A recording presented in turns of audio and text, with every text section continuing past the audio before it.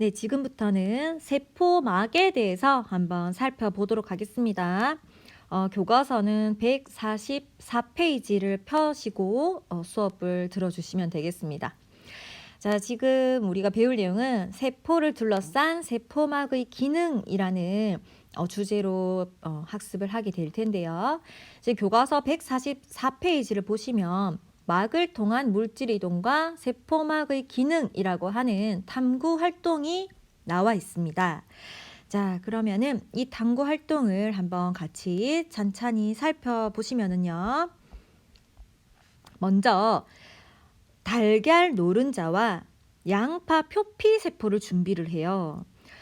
그리고 나서 이것들을 증류수 10% 설탕 용액, 20% 설탕 용액에 각각 넣어두고서 어떻게 변하는지를 예상해보자라고 했었죠. 예상해보자라고 얘기를 했는데, 자, 그러면 예상을 하려면 이 활동의 의도를 여러분들이 이해를 하셔야 되잖아요. 지금 여기서 달걀 노른자와 양파 표피 세포를 선정한 이유가 뭘까요? 그렇죠. 우리 앞에서 동물 세포와 식물 세포 이렇게 구분을 해서 배웠단 말이죠. 자, 그러면은 동물 세포에는 없고 식물 세포에만 있는 세포 소기관들 중에서 지금 우리가 배우고자 하는 이러한 막과 관련되어 있는 세포 소기관이 어떤 걸까요? 네, 그렇죠. 세포벽이 되겠습니다. 맞습니까? 자, 세포벽이 있고 없고에 따라서 이러한 세포들이 어떤 환경에 노출되었을 때 어떠한 차이를 보이는지를 알고자 한 실험이 바로 이 실험인데요. 지금 여기서 달걀 노른자라고 하는 거는 동물 세포의 예로 지금 준비한 재료가 되겠어요. 동물 세포의 모습을 관찰하기 위해서 달걀 노른자를 준비했고, 반면에 식물 세포의 모습을 관찰하기 위해서 양파 표피 세포를 준비하게 됩니다. 자, 그래서 이 준비한 세포들을 어디에 넣었나요? 증류수, 그 다음에 10% 설탕 용액, 20% 설탕 용액.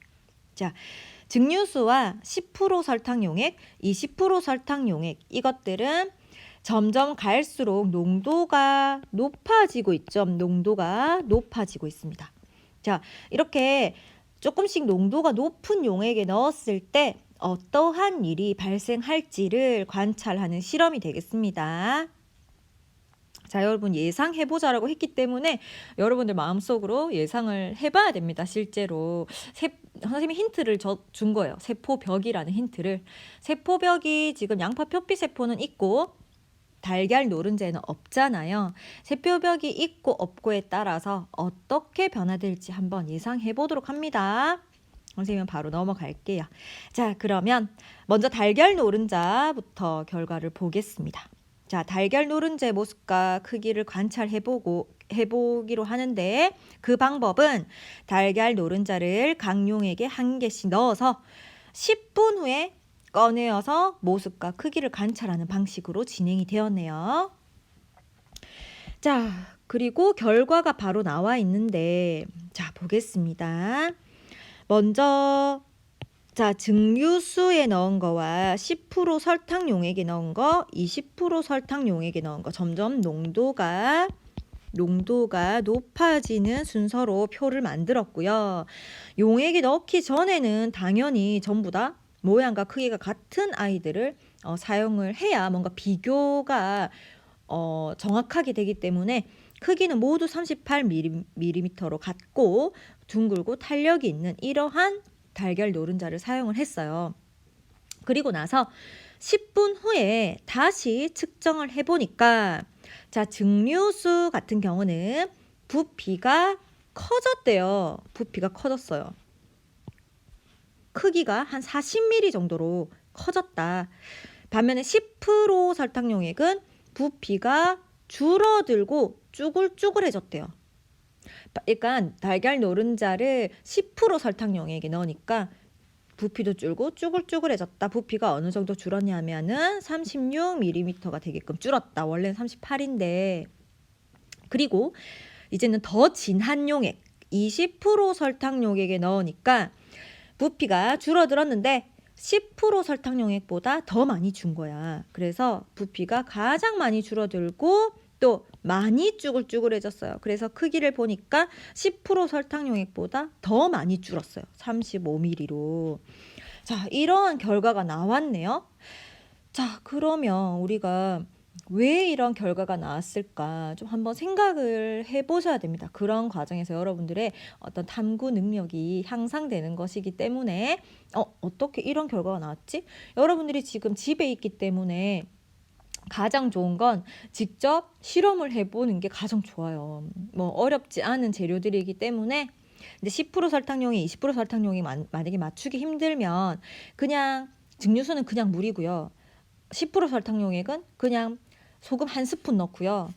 20% 설탕 용액은 소금 2스푼, 설탕이구나. 설탕 한 스푼 넣고 20%는 설탕 2스푼을 넣으면 되는 거예요. 그렇게 차이만 생기면 되거든요.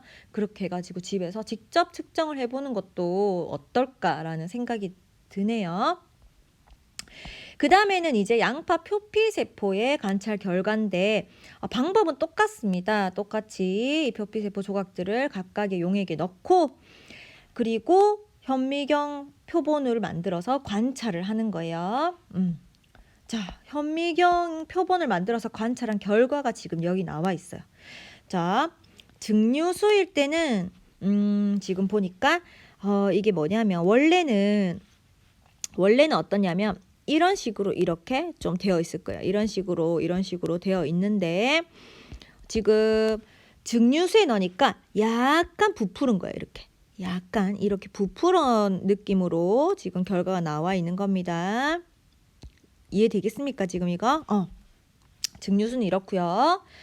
그 다음에 10% 설탕 용액은 지금 여기 보입니까? 지금 여기 이 노란색으로 되어 있는 이 경계, 이 노란색으로 되어 있는 이 바깥 부분에 막이 있는 거거든요. 막. 자, 그럼 10% 설탕 용액에 넣으니까 지금 여기서 보이는 지금 선생님이 파란색으로 이렇게 줄 끊는 이런 거는 다 세포벽이에요. 세포벽.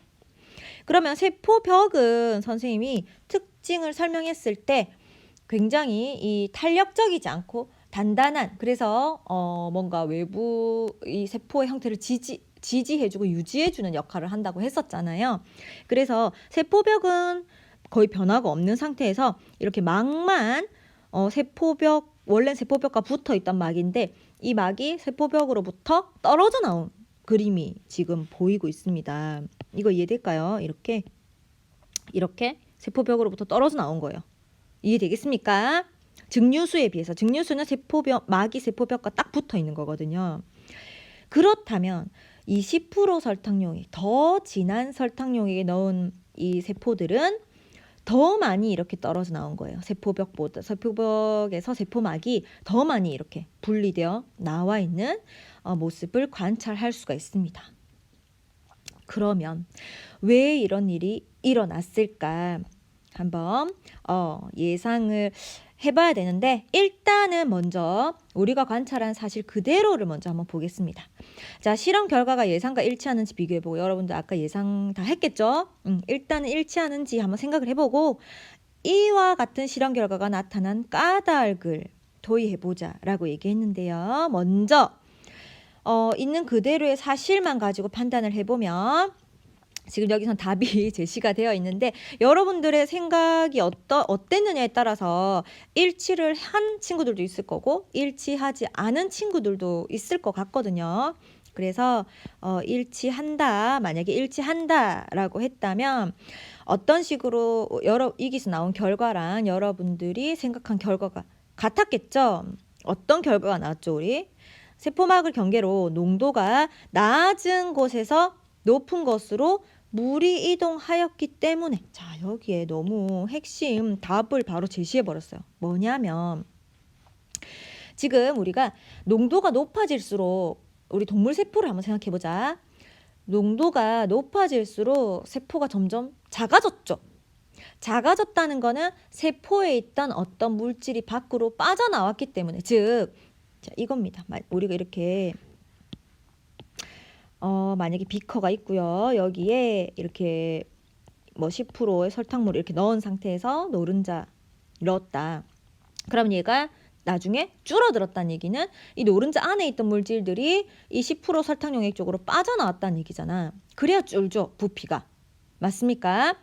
그러면 이때 빠져나오는 물질이 무엇인지를 한번 생각해 봤을 때 세포막을 통해서 빠져나올 수 있는 물질은 굉장히 작은 입자여야 되거든요.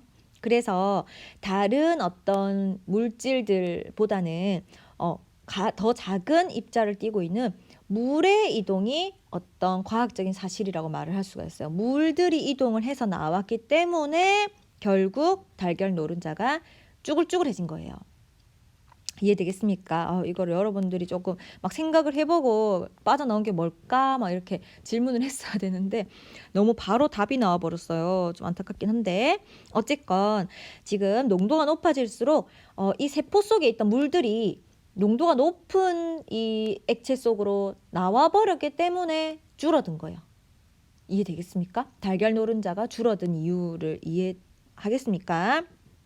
그래서 달걀 노른자랑 양파 표피세포의 부피는 증류수에 넣었을 때 가장 크고 20% 설탕 용액에 넣었을 때 가장 작다. 자, 여기서 선생님이 설명을 조금 더 해야 되는데 지금 달걀 노른자 같은 경우는 그럼 완전히 줄어든 게 육안으로 보였으니까 줄어든 이유가 쉽게 이해가 되는데 지금 식물 같은 경우는 지금 보면은 세포벽은 한마디로 그냥 거의 그대로 있다고 보셔야 돼요. 세포벽은 거의 움직임이 없고 왜냐하면 단단한 물질이기 때문에 세포벽은 움직임이 없는 상태에서 이 양파 표피세포에 있던 물들도 만약에 10% 설탕 용액이나 20% 설탕 용액에 넣었을 때는 물들이 빠져나오기 때문에 부피가 주는데 세포벽은 거의 움직이지 않고 그대로 있다 보니까 결국 망만 세포의 망만 줄어들어서 지금 여기 보이는 이러한 형태가 되는 거예요. 이렇게 세포벽은 그대로 거의 있고 쉽게 설명하면 세포벽은 그대로 있고 안에 있던 막이 원래 세포벽 지금 막을 선생님이 만약에 이 초록색으로 그려보면 막이 원래는 이렇게 세포벽이랑 같이 이렇게 붙어 있어야 되는데 세포벽 안쪽에 이렇게 붙어 있어야 되는데 농도가 높아지면 물이 이 높은 농도 쪽으로 가려고 하기 때문에 세포벽은 거의 변화가 없지만 세포막은 이렇게 줄어들면서 세포벽과 분리된 이러한 형태가 되는 겁니다. 이거 이해될까요? 그래서 지금 동물세포와 식물세포에서 이러한 결과가 나온 겁니다. 되겠죠? 너무 답을 바로 제시해버려서 좀 미안하네요. 근데 여기서 양파의 표피세포의 경우 이 10% 설탕용액에 넣은 것은 세포에서 바깥으로 물이 빠져나가서 아까 선생님 설명했듯이 세포막이 세포벽으로부터 분리가 되었는데 이것을 뭐라고 얘기하냐면 원형질 분리라고 표현을 합니다. 자, 이런 단어는 여러분들이 기억을 해주셔야 되겠죠. 이런 과학적인 용어들은 여러분들이 꼭 기억을 해줘야 되는 용어들이라고 보시면 돼요. 그러니까 교과서에 나오는 어떤 특정 용어들은 꼭 기억을 해주셔야 됩니다. 그래서 원형질 분리라는 거는 다시 말하면 세포막이 세포벽으로부터 이렇게 분리가 일어나는 현상을 원형질 분리라고 한다. 그냥 세포막 분리라고 하면 되는데 왜 원형질 분리라고 하느냐?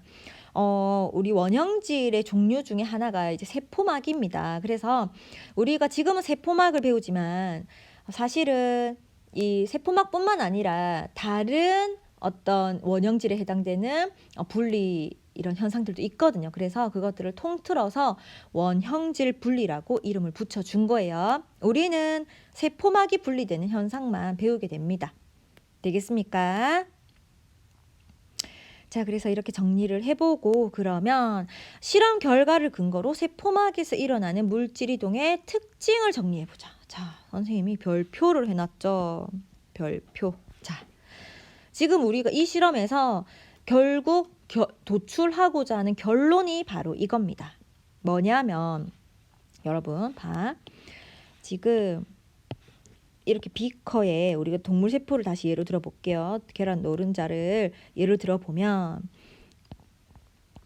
자, 여기에 뭐 증류수를 넣었고요. 여기는 증류수. 그 다음에 10%, 20%라고 했을 때 이렇게 처음에 계란 노른자를 똑같은 아이를 이렇게 넣었어요. 그런데 지금 뭔가 물질이 약한 선생님이 물이 이동했다고 얘기했죠. 물이 이동. 자, 지금 물이 이동해 가는 이유는 달걀 노른자 안과 이 달걀 노른자가 들어간 물에서 농도의 차이가 발생하기 때문이거든요. 예를 들어서 지금 10% 선생님이 예를 한번 들어볼게요. 자, 10% 같은 경우는 10% 설탕물 같은 경우는 달걀 노른자 안에 지금 농도가 뭔지 모르겠지만 10% 설탕용액과 차이가 이렇게 나고 있기 때문에 뭔가 변화가 일어난 거거든요. 그런데 이렇게 차이가 날 때, 농도가 차이가 날 때는 서로 그 농도를 맞춰주려고 하는 어떤 자연의 성질이 있습니다.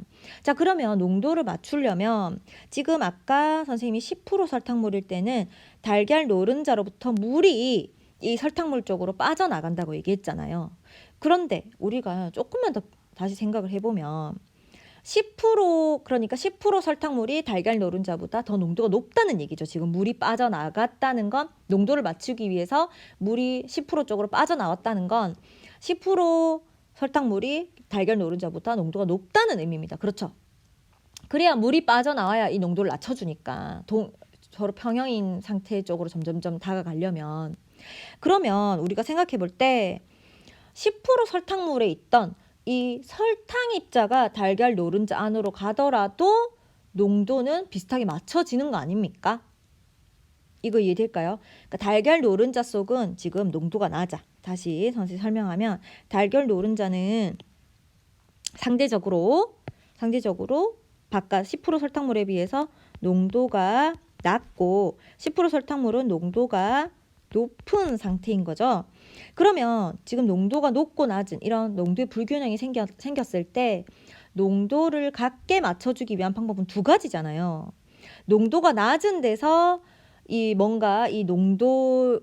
농도를 낮게 만드는 어떤 물질이 빠져나오거나 혹은 농도가 높은 곳에서 이 농도를 높게 만드는 물질이 농도가 낮은 쪽으로 들어가거나 이 둘 중에 어떤 걸 해도 농도는 맞춰지는 거잖아요.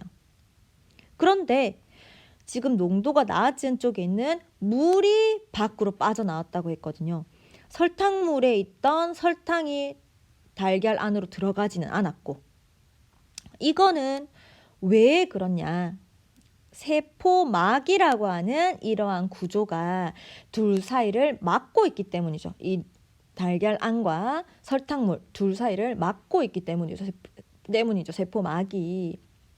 그러면 만약에 세포막이 어떤 물질이든 다 통과를 시킬 수 있다면 물이 달걀로부터 빠져나가기도 하고 혹은 설탕물로부터 설탕이 달걀로 들어오기도 하고 이런 게 자유자재로 일어날 텐데 지금 이거 같은 경우는 물이 설탕물 쪽으로 빠져나가는 현상만 일어났기 때문에 쭈글쭈글해지는 거죠. 맞습니까?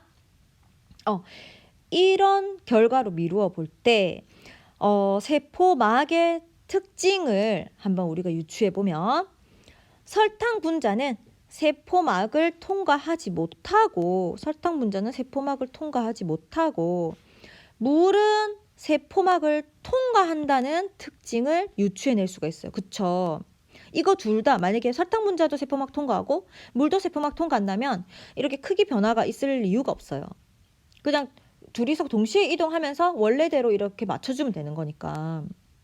그런데 이렇게 그 달걀 노른자가 커지거나 혹은 쭈글쭈글해지는 현상이 생긴다는 건 어떤 둘 중에 물만 이동할 수 있고 설탕 분자는 이동 못한다는 의미거든요. 그러면 설탕 분자와 물의 이 차이점을 한번 비교를 해보면 설탕 분자는 분자의 크기가 크다고 볼 수 있고 물은 분자의 크기가 작다고 볼 수가 있어요. 그렇기 때문에 세포막은 분자 크기가 작은 것은 잘 통과시키지만 어떤 특정 크기 이상의 분자는 통과시킬 수가 없는 특성을 가지고 있다. 이렇게 결론을 내릴 수가 있겠죠. 맞습니까? 그리고 우리가 이 실험에서 유출을 해봤을 때 물은 세포막을 경계로 농도가 어떤 데서 어떤 곳으로, 농도가 낮은 곳에서 높은 곳으로 이동한다라고 하는 특징도 찾아낼 수가 있겠죠. 농도가 낮은 곳에서 높은 곳으로 물은 이동한다. 왜냐하면 지금 물이 이동함으로 인해서 둘 사이 농도 차이를 줄여줘야 되는 상황이니까 당연히 물의 양이 많은 데서 적은 쪽으로 자기가 가야 농도의 차이가 줄겠죠. 그래서 이러한 현상이 일어나는 겁니다. 그래서 지금 여기서 우리가 결론 내릴 수 있는 세포막의 특징은, 세포막은 아무거나 통과시키진 않아요. 지금 설탕을 통과 못 시켰듯이 세포막은 아무 물질이나 다 통과시키는 건 아니고 입자의 크기가 작은 물질만 통과시키고 어떤 특정 이상의 입자의 크기가 큰 이러한 분자는 통과시킬 수 없다라는 특성을 가지고 있다는 것을 알 수가 있겠습니다. 자, 그러면 이런 식으로 세포막이 물질 출입을 조절하는 것이, 그러면 왜 세포막이 이런 특성을 가지고 있을까? 이것도 어차피 진화의 과정이었겠죠. 그러면 뭔가 이렇게 출입을 아무 때나 시키지 않고 이런 식으로 선택해서 출입을 시키는 이유가 뭔가 세포의 생명활동을 유지하는데 기여하는 역할이 있겠죠. 그러한 역할을 한번 정리를 해보면, 세포는 일단 세포막을 경계로 외부와 분리되어 있고 세포막을 통해서 끊임없이 물질이 출입하게 되는데 그러면서 생명활동을 유지하게 됩니다.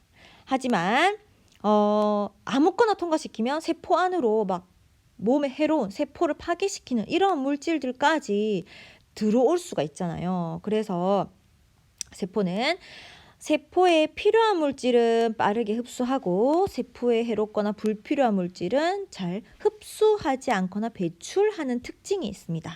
그렇기 때문에 결국 이러한 세포막이 딱 문의 역할을 해주는 거죠. 출입문의 역할을. 그래서 이런 출입문의 역할을 하면서 출입을 조절해주기 때문에 세포의 내부 환경이 일정하게 유지될 수 있다라는 장점을 가지고 있게 되는 겁니다. 세포막이 얼마나 대단한 일을 하는지 아시겠죠? 자, 그러면 우리가 144페이지에서 봤던 이 실험을 직접 한번 눈으로 관찰을 해보고 잠시 정리를 하는 시간을 가질게요.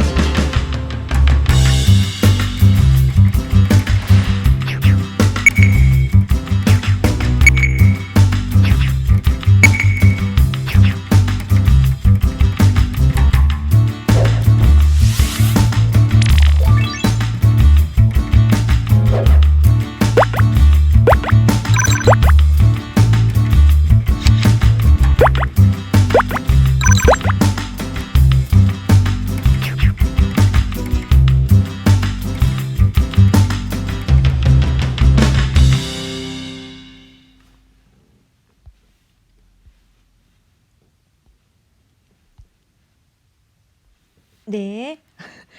영상 잘 봤나요? 우리가 영상을 통해서 직접 막 실험하는 걸 보니까 조금 더 흥미롭죠. 그냥 말로만 설명 듣는 것보다. 그리고 무엇보다 달걀 이 실험은 여러분들 집에 다 있는 재료들이니까 정말 시간이 난다면 그냥 재미삼아 한번 꼭 해보면 어떨까라는 생각이 듭니다. 자, 아까 영상에서 잠시 나왔던 단어인데 여러분들 눈에 이제 바로 보였는지 모르겠어요. 우리가 배우지 않았던 단어가 나왔는데 여기서 선택적 투과성이라는 용어가 나왔어요. 선택적 투과성.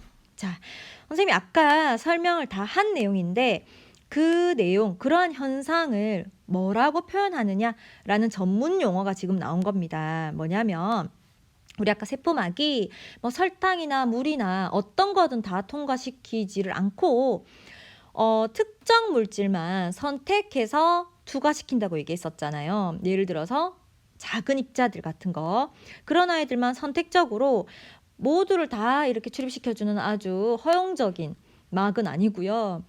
자기가 통과시킬 수 있는 아이들만 통과시키고 나머지는 안 되고, 이렇게 선택적으로 걸러서 선택해서 투과시키는 이러한 현상을, 이러한 특성을 선택적 투과성이라고 표현을 합니다. 선택적 투과성. 그래서 선택적 투과성은 세포막의 구성 성분 및 구조와 관련이 있다, 이렇게 되어 있죠. 그러면은 우리가 세포막을 한번 배워봐야 되겠죠. 세포막을. 그러면 세포막의 구조로 잠시 가야 되는데 선생님이 아까 여러분들이 의문을 가질 것 같아서 다시 한 번만 돌아가 보면 이런 게 있었거든요. 증류수. 사실 이거는 우리 교과서에는 별로 주목하지 않는 결과이긴 한데 지금 아까 달걀 노른자에 증류수를 넣은 경우는 크기가 오히려 더 커졌단 말이에요. 맞죠? 지금 10% 설탕과 20% 설탕을 넣었을 때는 물이 달걀 노른자를 빠져나오니까 부피가 줄어드는 건 알겠는데, 그러면 증류수를 넣었을 때는 부피가 커졌다는 건 지금 통과시킬 수 있는 게 바뀌진 않고 막이 통과시킬 수 있는 건 물이라는 거는 변함이 없는 사실입니다. 그러면서 증류수에 넣어놨을 때는 크기가 커졌다는 얘기는 결국 증류수로부터 달걀 노른자 쪽으로 물이 이동했다는 거겠죠. 그러니까 이런 경우에는 지금 증류수가 있고요. 증류수가 있고 달걀 노른자가 이렇게 있으면 이때는 물이 증류수에서 달걀 노른자 쪽으로 이동해 간 거예요. 밑에 두 개와는 반대로. 그 말은 달걀 노른자보다 증류수가 농도가 더 어떻다. 농도는 노른자와 증류수를 비교해 봤을 때 어떻다. 그렇죠. 증류수가 더 농도가 낮다라는 걸 유추해낼 수 있겠죠. 이해되겠습니까? 그러니까 하지만 10% 설탕이나 20% 설탕용액에 넣었을 때는 달걀 노른자에서 바깥으로 액체 쪽으로 물이 빠져나왔기 때문에 농도는 10%와 20% 설탕용액이 노른자보다 더 높다는 얘기예요. 그러니까 정리를 해보면 노른자는 농도가 증류수보다는 높을 거고, 그쵸? 증류수보다는 낮고 10% 설탕액보다는 증류수보다는 높고, 선생님 말을 잘못했나요? 증류수보다는 높고 10% 설탕액보다는 낮은 이러한 농도를 가지고 있다 하는 거를 유추해낼 수도 있겠죠. 교과서에는 증류수의 결과에 대해서 따로 언급은 하지 않았는데 선생님은 여러분들이 이해를 했으면 이것까지 알아낼 수 있지 않을까라는 생각에 설명을 한번 해봤습니다. 자, 그러면 아까 다시 말했던 선택적 투과성 을 알기 위해서는 세포막의 구조에 대해서 여러분들이 조금 공부를 하셔야 되는데, 일단 선생님 별표를 또 해놨죠.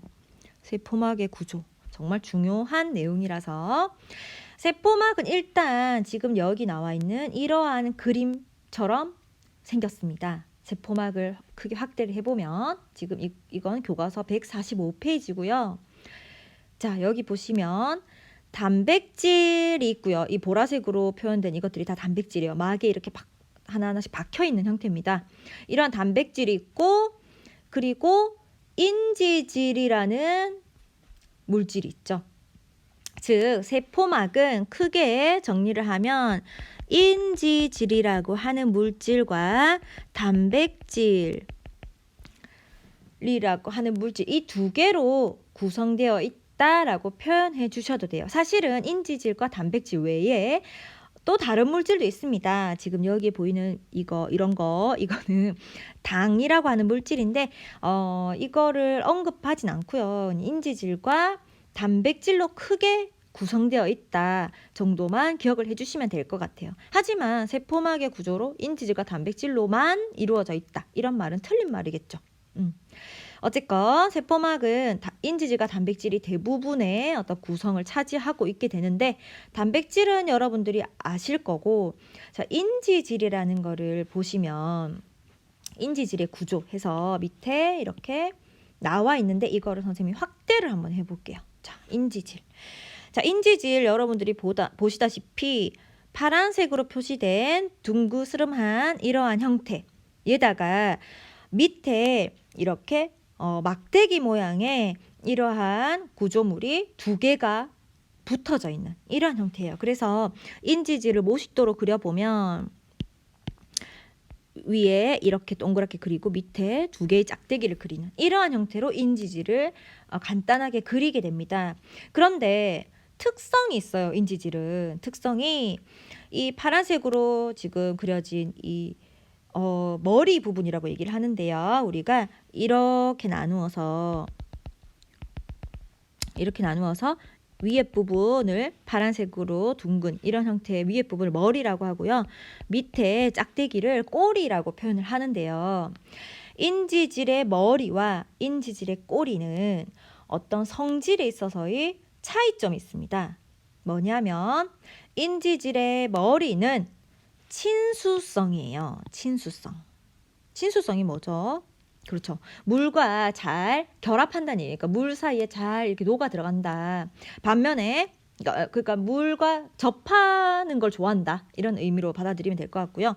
반면에 꼬리, 작대기에 해당되는 이 꼬리는 소수성 부분입니다. 자, 소수성이라는 건 물을 싫어하는 성질이에요. 쉽게 말하면. 그러니까 물이 있으면 이 작대기들이 막 안 가려고 그래요, 옆으로.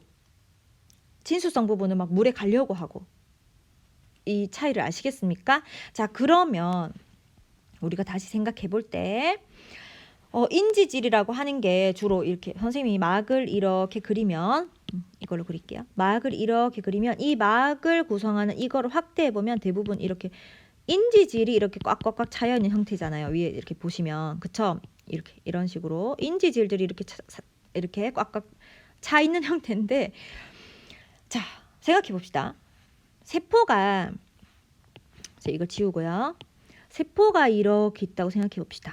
자, 세포는 안에는 세포질이 있고요. 세포 소기관들을 생략할게요. 세포질이 있고, 바깥 부분에는 체액이라고 하는 액체, 주로 물입니다. 이런 물이 존재하고 있어요. 그리고 세포질도 성분이 어떻냐면 대부분 물이에요. 자, 그럼 다시 말해서 이게 지금 세포를 선생님이 그린 건데, 세포의 안도 물이고요. 밖도 물이고요. 그 사이 경계에 세포막이 있는 거거든요. 자, 그럼 생각해 봅시다. 만약에 인지질이, 세포막을 구성하고 있는 인지질이 만약에 이렇게 되어 있을 수가 있을까요? 이렇게 되면 지금 머리 부분은 세포질 부분에 있는 물과 접해 있기 때문에 아무런 문제가 없는데, 지금 꼬리 부분도 체액에 해당되는 물에 노출되어 있잖아요. 그러니까 얘네들이 막 너무 불안정해지는 거예요. 막 이렇게 가만히 계속 물에서 이렇게 벗어나려고 하는 성질을 가지고 있다 보니까.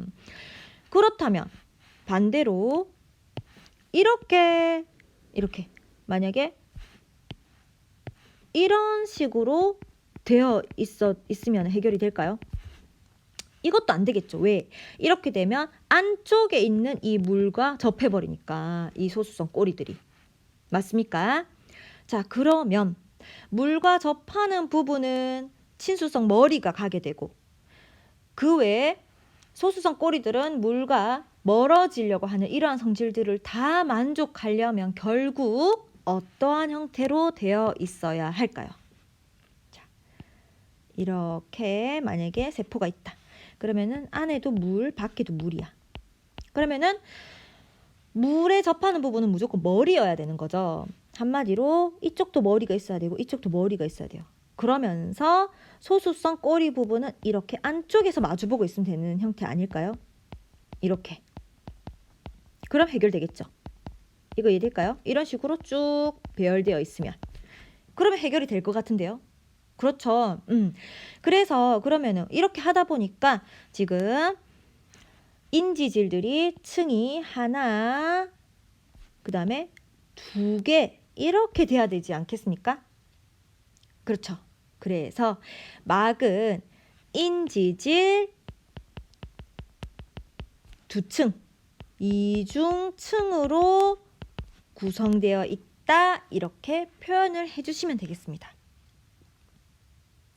어렵지 않죠?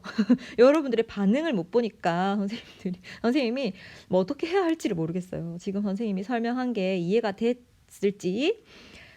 왜 인지질 이중층이어야 하느냐? 막은 인지질 한 층으로 이루어져 있으면 왜 안 되느냐? 인지질의 특성이 친수성 머리와 소수성 꼬리를 가지기 때문이에요. 결국은 인지질이 구조적으로 친수성 머리와 소수성 꼬리를 가지기 때문에 이것들이 친수성 친수성 머리가 물에 접하고 소수성 꼬리는 물과 멀어져야 되는 이러한 성질을 다 만족하려면 결국은 이런 식으로 이중층을 구성해야 된다. 그러한 결과를 이해해 주시면 될 것 같습니다. 그래서 일단 정리를 해보자면 세포막의 주성분은 인지질과 단백질이다. 그렇죠? 주성분이라고 얘기한 이유는 다른 성분들도 있으니까 이렇게 표현한 거고요. 그 다음에 인지질의 머리는 친수성, 꼬리는 소수성이다. 그렇기 때문에 인지질 이중층을 형성하고 있다. 인지질 이중층. 그래서 세포막은 이렇게 인지질 이중층이 있고요. 이 인지질 이중층들 사이에 단백질들이 막 파묻혀 있거나 혹은 관통하고 있거나 이러한 형태로 이루어져 있다고 보시면 되겠습니다. 막의 기본적인 구조에 대해서 이해가 되실까요? 세포막의 구조에 대해서 지금까지 설명을 했고요. 자, 지금부터는 이제 세포막의 특성을 이용해서 물질의 이동 방식에 대해서 조금 설명을 해야 되는데 여러분들 너무 힘들 것 같아서 선생님이 계획은 사실은 이것까지 다 해볼까 생각은 했지만 여러분들이 너무 힘들지 않을까, 처음 온라인인데. 그래서 선생님이 오늘은 여기까지 하도록 하겠습니다. 다음 주에 다시 여러분들이 등교를 하게 되면 세포막을 통한 물질의 이동인 확산, 그리고 뒤에 나오는 삼투, 이런 것들에 대해서 한번 설명해보는 시간을 가져보겠습니다. 여러분들 긴 시간 동안 너무너무 수고 많았습니다. 다음 주에 봬요.